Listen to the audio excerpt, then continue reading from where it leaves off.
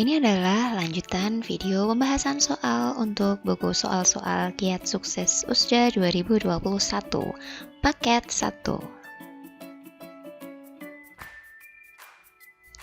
Nomor 11, mengenai lingkungan biotik dan abiotik. Peristiwa di bawah ini yang menunjukkan gejala alam abiotik adalah gejala alam abiotik itu yang menyangkut di luar makhluk hidup.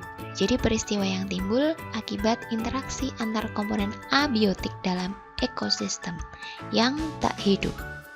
Contohnya tsunami, terbentuknya angin, hujan, gerak bumi, rotasi revolusi, dan terjadinya pelangi, dan lain-lain.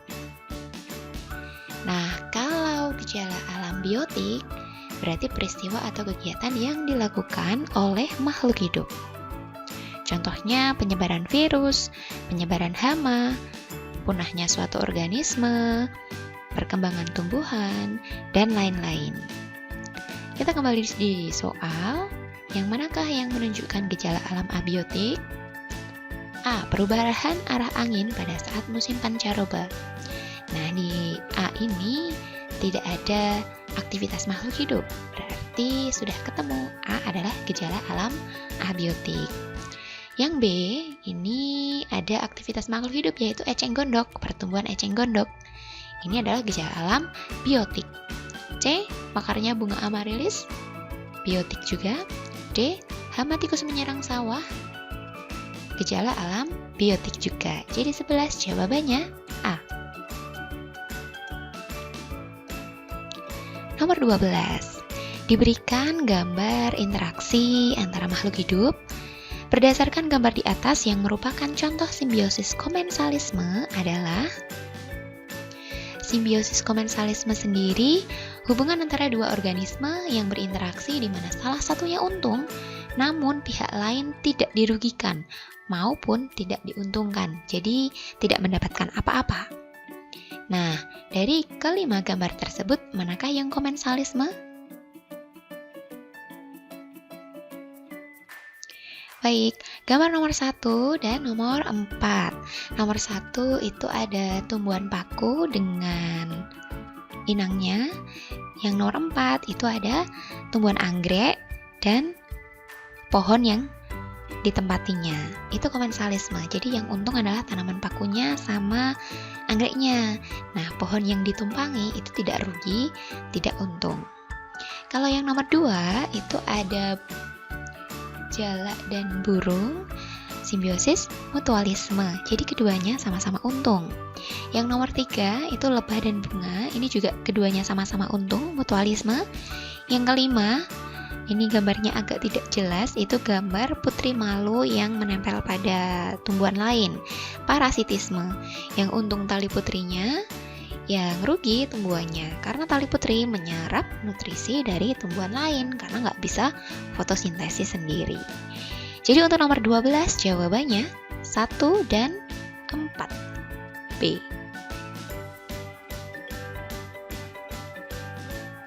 Nomor 13, contoh tumbuhan yang mempunyai ciri-ciri di atas adalah tumbuhan apakah yang ciri-cirinya berbentuk pohon, memiliki sistem perakaran tunggang, batang berkayu, biji tidak dibungkus daun buah, kemudian organ reproduksi berbentuk kerucut atau strobilus. Nah, kata kuncinya adalah ini, biji tidak dibungkus daun buah, berarti tumbuhan berbiji terbuka. Sama satu lagi, organ reproduksinya berupa strobilus. Nah, berarti ini sudah pasti yang dimaksud adalah gymnospermae atau tumbuhan berbiji terbuka.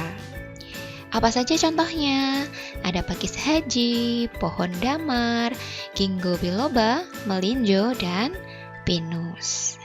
Nah, untuk pilihan jawabannya ada jati, kelapa, melinjo, jambu biji. Nah, yang A, B, dan D ini adalah tumbuhan angiospermae atau berbiji tertutup. Jadi jawabannya adalah melinjo, C. Nomor 14, perhatikan gambar sel tumbuhan di bawah ini. Berdasarkan gambar di atas, pasangan organel sel dan fungsinya yang benar adalah nomor 1, bagian apa? Inti sel atau nukleus. Yang kedua, itu yang ditunjukkan yang ini ya. Ini adalah kloroplas. Yang ketiga, yang ditunjukkan adalah bagian pinggirnya, yaitu dinding sel. Terakhir, 4 menunjukkan oval juga, di dalamnya ada lekukan-lekukan, yaitu mitokondria. Dilihat dari pilihan jawabannya, mana yang benar? Nama dan nomornya yang sesuai adalah 1, ini sudah salah. 2, ya benar kloroplas. 3, bukan. 4, mitokondria, ini juga. Berarti kalau tidak B ya, D. Sekarang kita lihat fungsinya.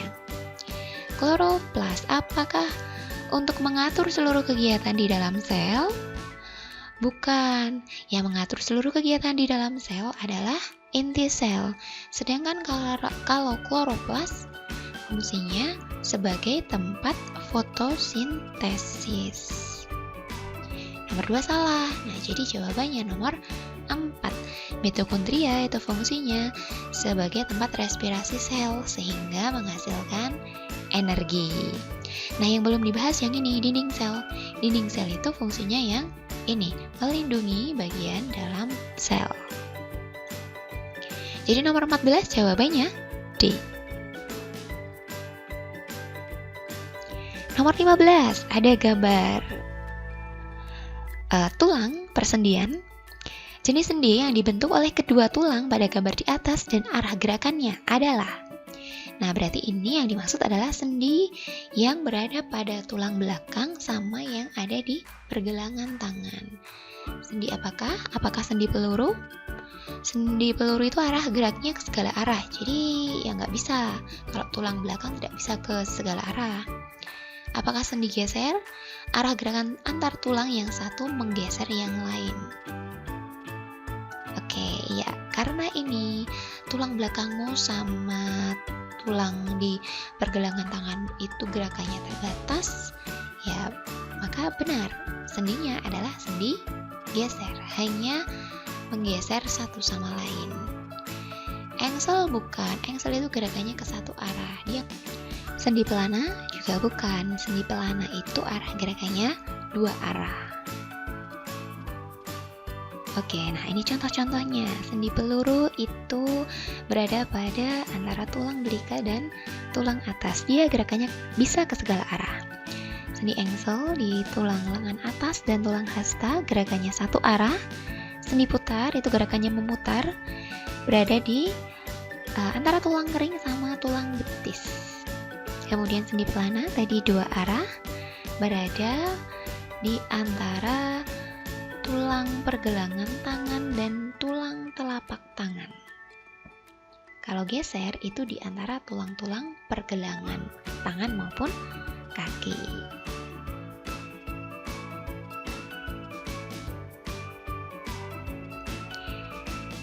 Sampai jumpa di video berikutnya untuk nomor selanjutnya. Terima kasih.